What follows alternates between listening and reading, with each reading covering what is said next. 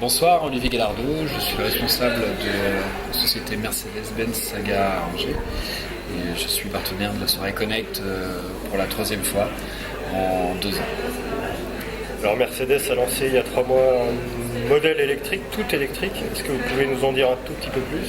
Oui, donc c'est sur une base de classe B. Donc Mercedes avait déjà fait l'expérience avec son produit Smart, qui était tout électrique, qui est toujours commercialisé. Aujourd'hui, le véhicule qui sort, c'est sur une base de classe B, donc une voiture classique, un espace de Mercedes, un espace haut de gamme. Il est fait sans compromis, c'est-à-dire que c'est une voiture avec le même coffre, avec les mêmes places arrière, avec les mêmes places avant, le même design, le même intérieur, c'est-à-dire on peut avoir toutes les options qui existent sur une Mercedes avec tous les éléments de sécurité, airbag, il n'y a pas de compromis sur la sécurité, il n'y a pas de compromis sur le confort. Et c'est un véhicule qui est par contre 100% électrique avec un moteur de 140 chevaux, donc largement suffisant, largement assez de puissance pour avoir une évolution sur autoroute, sur route et en ville forcément, mais avec zéro émission, zéro consommation. Alors c'est un marché qui a du mal à décoller, pour plusieurs raisons, parce que cher, mais aussi parce que le pétrole baisse en ce moment, même si ça ne va pas durer éternellement.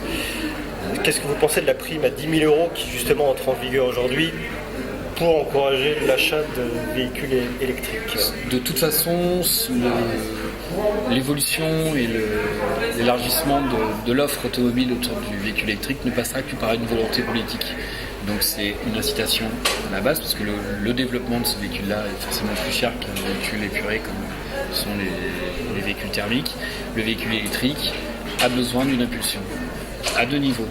Financière, au départ, pour pouvoir attirer les gens autour de ce marché-là, et d'un autre côté d'infrastructure, puisqu'aujourd'hui l'avantage est qu'on peut recharger cette voiture-là sur une prise domestique, mais le temps de charge est un petit peu plus long que sur une prise qu'on appelle wallbox, c'est-à-dire une prise spéciale pour recharger les voitures électriques qui va du simple au triple, c'est-à-dire que vous pouvez recharger la voiture chez vous de 0% à 100% de la batterie en 9 heures sur une prise domestique à votre domicile, alors que sur une prise spéciale, vous pourrez la recharger en 3 heures. De 0 à 100. Alors, j'ai cru entendre parler aussi chez Mercedes d'une voiture sans chauffeur en 2019. C'est un vieux projet, ça fait quelques années maintenant que Mercedes travaille sur le projet. On a de plus en plus d'aide à la conduite naturellement sur la voiture. Aujourd'hui, on peut dire qu'ils sont prêts, c'est-à-dire qu'ils savent faire une voiture qui peut aller d'un point A à un point B en autonomie totale, avec vous en tant que passager si vous le souhaitez. Voilà, 2 problèmes vont se poser maintenant, c'est-à-dire juridiquement, qui est responsable en cas d'accident? Est-ce que c'est le constructeur? Est-ce que c'est le chauffeur?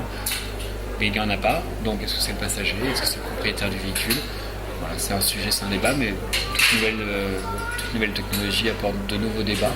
Mais aujourd'hui, techniquement, c'est totalement prêt. En termes avec les GPS actuels, avec les caméras, les détecteurs globaux des voitures, la voiture est prête. Merci à vous. Bonne soirée. Merci beaucoup. Merci. Bonne soirée. Merci, au revoir.